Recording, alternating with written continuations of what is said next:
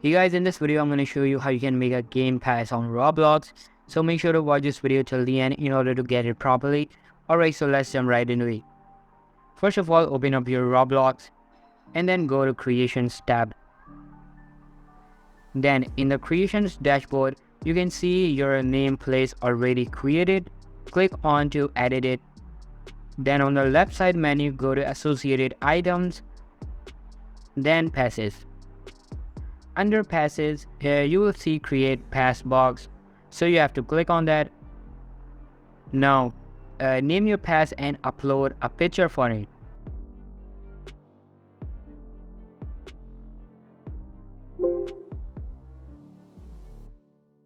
Then click on Save.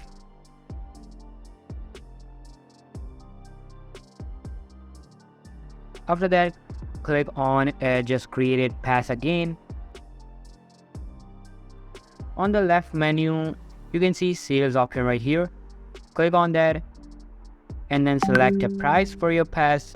Now make sure that only 70% of the price will be given to you.